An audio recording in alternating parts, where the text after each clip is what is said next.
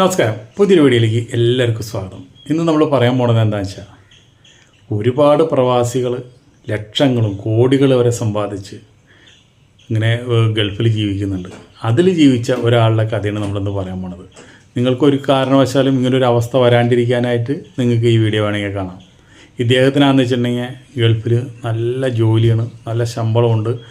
അദ്ദേഹം എന്താണെന്ന് വെച്ചിട്ടുണ്ടെങ്കിൽ നാട്ടിൽ പോണ സമയത്തൊന്നും അയാൾ വലിയ സെറ്റപ്പ് ഒന്നല്ല ആടുന്നത്. അങ്ങനെ സ്വന്തമായിട്ട് സ്ഥലം ഉണ്ടായിരുന്നില്ല, വീടുണ്ടായിരുന്നില്ല. ഗൾഫിൽ വെച്ച് തന്നെ അദ്ദേഹം സ്ഥലം വാങ്ങിച്ചു, ഭാര്യയുടെ പേരിൽ സ്ഥലം വാങ്ങിച്ചു. അതുപോലെ തന്നെ വലിയൊരു വീട് വെച്ചു, അതും ഭാര്യയുടെ പേരിൽ തന്നെ. അങ്ങനെ അവിടെ ഇഷ്ടംപോലെ ബിസിനസ്സും കാര്യങ്ങളൊക്കെ നടത്തി ഇഷ്ടംപോലെ കാശുകൾ സമ്പാദിച്ചു. അത് കഴിഞ്ഞ് അദ്ദേഹത്തിന് തോന്നി, ഇനി നമുക്ക് നാട്ടിൽ വന്ന് ഒന്ന് എന്തെങ്കിലുമൊക്കെ ബിസിനസ് ചെയ്ത് സന്തോഷമായിട്ട് ജീവിക്കാം മതി എന്ന് വിചാരിച്ചു. ഒരു മകളുണ്ട്. അങ്ങനെ അദ്ദേഹം നാട്ടിലേക്ക് വരണം. നാട്ടിലേക്ക് വന്നപ്പോൾ ഇയാളുടെ സ്വഭാവത്തിൽ വലിയ മാറ്റങ്ങൾ വന്നു. കാരണം എന്താ വെച്ചിട്ടുണ്ടെങ്കിൽ, പല കൂട്ടുകാരന്മാരും കൂടി, ഗൾഫുകാർ അങ്ങനെയാണല്ലോ, പല കൂട്ടുകാരന്മാരും കൂടി അവരെ ചീത്തയാക്കാനുള്ള എല്ലാ പണികളും ചെയ്യും. അതുപോലെ തന്നെ ഇയാളുടെ കൂടി അതുപോലെ തന്നെ ആൾക്കാർ കൂടിയിട്ട് എന്തെന്ന് വെച്ചിട്ടുണ്ടെങ്കിൽ മദ്യപാനായി. മദ്യപിച്ച് കഴിഞ്ഞാൽ പിന്നെ പെണ്ണും മദ്യമുള്ള പിന്നെ ആദ്യം ആവശ്യം. ഇദ്ദേഹത്തിനെ പല പെണ്ണുങ്ങളെടുത്തേക്കും കൊണ്ടു ചെല്ലും.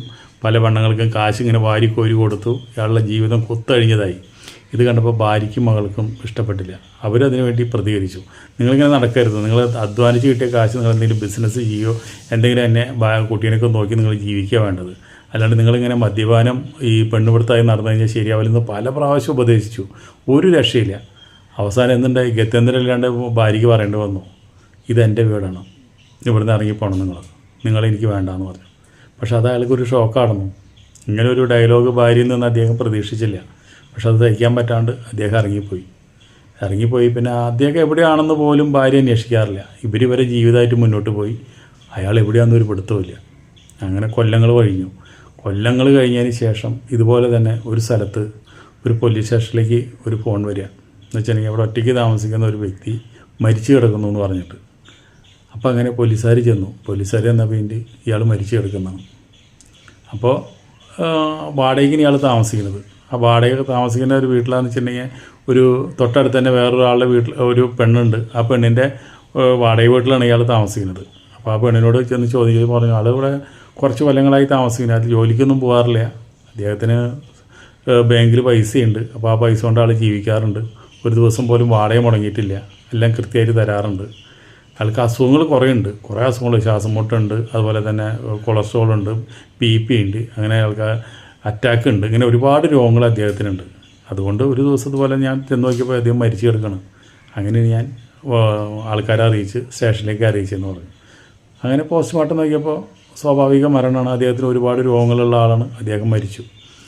അപ്പോൾ അങ്ങനെ ആ മരിച്ചു കഴിഞ്ഞാൽ എങ്ങനെയായാലും കുറച്ച് കഴിയുമ്പോൾ ആ ഫയൽ ക്ലോസ് ചെയ്യണമല്ലോ. ഫയൽ ക്ലോസ് ചെയ്യാനായിട്ട് CIക്ക് കൊടുത്തു. CI എന്ന് വെച്ചിട്ടുണ്ടെങ്കിൽ എന്തോ ഒരു പന്തിക്കേട് ആ ഫയലിൽ തോന്നി.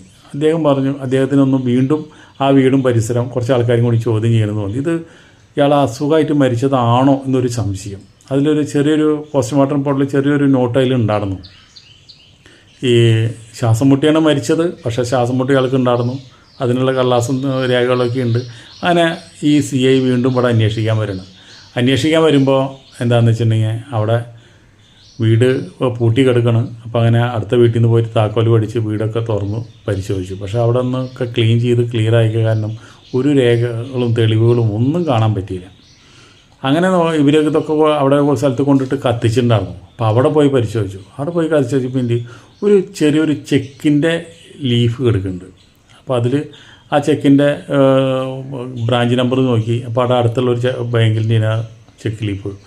അപ്പോൾ അടുത്തുള്ള ആ പെണ്ണിനോട് ചോദിച്ചു, നിങ്ങളായിട്ട് ഇയാളായിട്ട് എങ്ങനെയാണ് ബന്ധം കാര്യങ്ങളൊക്കെ ചോദിച്ചു. അപ്പോൾ അയാൾ ആ പെണ്ണുള്ള കാര്യം തുറന്നു പറഞ്ഞു. എന്താ വെച്ചിട്ടുണ്ടെങ്കിൽ, എൻ്റെ അച്ഛനമ്മ എന്നെ കല്യാണം കഴിച്ചില്ല, എൻ്റെ അച്ഛനമ്മ മരിച്ചു, ഞാൻ ഒറ്റയ്ക്കാണ് അവിടെ താമസിക്കുന്നത്. ഇദ്ദേഹം അവിടെ വാടകയ്ക്ക് വന്നതോട് കൂടിയിട്ട് ഇദ്ദേഹമായിട്ട് ഞങ്ങൾ ശാരീരിക ബന്ധത്തിൽ ഏർപ്പാടുണ്ടായിരുന്നു, ഞങ്ങളെല്ലാ ബന്ധങ്ങളും ഉണ്ടായിരുന്നു എന്ന് പറഞ്ഞു. ഉള്ള കാര്യങ്ങൾ സത്യമായി പറഞ്ഞപ്പോൾ അവർക്ക് അതിൽ വലിയ സംശയമൊന്നും തോന്നിയില്ല. അങ്ങനെ ഈ ബാങ്കിലേക്ക് പോയി അന്വേഷിച്ചപ്പോൾ അദ്ദേഹത്തിൻ്റെ അക്കൗണ്ടിൽ 20 ലക്ഷം രൂപ കിടക്കുന്നുണ്ട്. ഇയാൾ മരിക്കുന്നതിൻ്റെ തലേ ദിവസം 5 ലക്ഷം രൂപ ഈ റെസീറ്റ് വെച്ചിട്ട് അവിടെ നിന്ന് പിൻവലിച്ചിട്ടുണ്ട്. അപ്പോൾ പോലീസ് അങ്ങനെ എന്തുണ്ടായിട്ടുണ്ടെങ്കിൽ വീണ്ടും ഇവിടെ വന്ന് ചോദ്യം ചെയ്തു. ചോദ്യം ചെയ്തപ്പോൾ പോലീസ് അവിടെ ബാങ്കുകാർ പറഞ്ഞതെന്ന് വെച്ചിട്ടുണ്ടെങ്കിൽ ഒരു സ്ത്രീയാണ് വന്ന് ബാങ്കിൽ ഈ പൈസ പിൻവലിച്ചു, ഒരു ചെക്ക് മുഖേന പിൻവലിച്ചതെന്ന് പറഞ്ഞു. അപ്പോൾ ആ ചെക്ക് മുഖേന പിൻവലിച്ചപ്പോൾ ബാങ്കുകാർ പറഞ്ഞു ഈ 5 ലക്ഷം രൂപയായ കാരണം ഒരു ചെക്കിൽ ഞങ്ങൾക്ക് ഈ ആൾ ഇത് ഒപ്പിട്ടത് കറക്റ്റാണോ എന്നറിയാനായിട്ട് ആളെയും കൊണ്ടുവന്നല്ല പൈസ തരുള്ളൂ എന്ന് പറഞ്ഞു. അപ്പോൾ ഇദ്ദേഹം വയ്യാണ്ടായിട്ടും ഈ പെണ്ണ് പോയിട്ട് ഇദ്ദേഹത്തിനെ കൊണ്ടുവന്ന് അങ്ങനെ പൈസ കൊടുത്തതെന്നുള്ളത് ബാങ്കിലുള്ള വിവരങ്ങൾ പറഞ്ഞു. അപ്പോൾ അങ്ങനെ വീണ്ടും ഈ പെണ്ണിനെ ചോദ്യം ചെയ്തപ്പോൾ പറഞ്ഞു എനിക്ക് കുറച്ച് അത്യാവശ്യം ഉണ്ടായിരുന്നു, അതുകൊണ്ട് ഞാൻ കുറച്ച് പൈസ ഇദ്ദേഹത്തിനോട് കടം ചോദിച്ചപ്പോൾ ഇദ്ദേഹം തന്നു, അത്ര മാത്രമേ ഉള്ളൂ, ഇനി ആ പൈസ ഞാൻ തിരിച്ചു കൊടുക്കാനും തയ്യാറാണെന്ന് പറഞ്ഞു. അപ്പോൾ അവനതിലും വലിയ അസ്വാഭാവികത ഒന്നും പോലീസിന് തോന്നിയില്ല. പക്ഷേ പോലീസ് അവിടെ കൊണ്ടും ഈ CI അവിടെ കൊണ്ടും അന്വേഷണം അവസാനിപ്പിച്ചില്ല. വീണ്ടും അന്വേഷണം തുടങ്ങിയപ്പോഴാണ് ഇതിൻ്റെ ഉള്ളിൽ വേറൊരു കഥ ഈ ഇദ്ദേഹത്തിന് മനസ്സിലായത്. ഇതിനെ പീറ്റർ എന്ന് പറഞ്ഞ ഒരു സുഹൃത്തുണ്ട്, ഇയാളൊരു സുഹൃത്തായിട്ട് ഇയാൾക്ക് ഒരു വലിയൊരു ഇയാളുമായിട്ട് പൈസ ഇടപാടുകളും മറ്റുള്ള കാര്യങ്ങളൊക്കെ നടത്താറുള്ള ഒരാളാണ്. അയാൾ ഇവിടെ വരാറുണ്ടായിരുന്നു ഇയാളുടെ വീട്ടിൽ. അയാൾ വന്ന് കുറച്ച് കഴിഞ്ഞപ്പോൾ എന്താണെന്ന് വെച്ചിട്ടുണ്ടെങ്കിൽ ഈ വാടകയ്ക്ക് കൊടുത്തുള്ള ആ സ്ത്രീ ഇയാളായിട്ട് ബന്ധപ്പെട്ടു. ഇയാൾക്ക് പ്രായമായി, ഇയാൾക്ക് രോഗമൊക്കെ ആയി. അത് കഴിഞ്ഞോട് കൂടിയിട്ട് പിന്നെ ഇയാളെ കൊണ്ട് ഒരു ഉപകാരമില്ല എന്ന് കണ്ടപ്പോൾ അവർ തമ്മിൽ ബന്ധപ്പെടാൻ തുടങ്ങിയപ്പോൾ അത് ഇയാൾ അറിഞ്ഞപ്പോൾ ഇയാൾക്ക് ഭയങ്കര വിഷമമായി. ഇയാൾ പറഞ്ഞു ഈ ബന്ധത്തിൽ നിങ്ങൾ പിന്മാറണം. അപ്പോഴാണ് ആ ബന്ധത്തിൽ നിന്ന് ഇവൾ പിന്മാറാം, നിങ്ങളുടെ കൂടെ തന്നെ ഞാൻ വേറെ ആരെടുത്തും ബന്ധപ്പെടില്ല, അപ്പോൾ എനിക്ക് കുറച്ച് കാശിൻ്റെ ആവശ്യമുണ്ട് എന്ന് പറഞ്ഞിട്ടാണ് ഈ 5 ലക്ഷം രൂപ ഇയാളുടെ നിന്ന് ബാങ്കിൽ നിന്ന് ഇയാൾ എടുത്ത് കൊടുക്കുന്നത്. അപ്പോൾ ഇപ്പോൾ ഇങ്ങനെ ഒരു ഡൈവർഷൻ വന്നതോടുകൂടിയിട്ട് ഈ കൂട്ടുകാരനെയും ഈ പെണ്ണിനെയും അറസ്റ്റ് ചെയ്ത് പോലീസിൻ്റേതായ രീതി പോലെ ചോദ്യം ചെയ്ത് തുടങ്ങിയപ്പോഴാണ് പറയുന്നത് ഇവർ 2 പേരും കൂടിയിട്ട് ഇയാളെ മുഖത്ത് ഈ തലോണ അമർത്തി പിടിച്ച് കൊല ചെയ്തതാണെന്നുള്ളത്. അപ്പോൾ ആ അന്വേഷണം ഇവർക്ക് ഇതൊരു കൊലപാതകമായിട്ട് മാറി. അപ്പോൾ തന്നെ ഇയാളുടെ വീട് എവിടെയാണെന്ന് അന്വേഷണം തുടങ്ങി. അപ്പോഴാണ് ഇയാൾ വളരെ കാലങ്ങൾക്ക് മുമ്പ് ഒരു സ്ഥലം ഈ വീട്ടിലെ അഡ്രസ്സ് കൊടുത്തു, ബാങ്കിൽ അഡ്രസ്സ് കൊടുത്തു പോകണമെന്ന് വെച്ചാൽ ഇയാളുടെ സ്വന്തം സ്ഥലത കൊടുത്തു പോകണത്.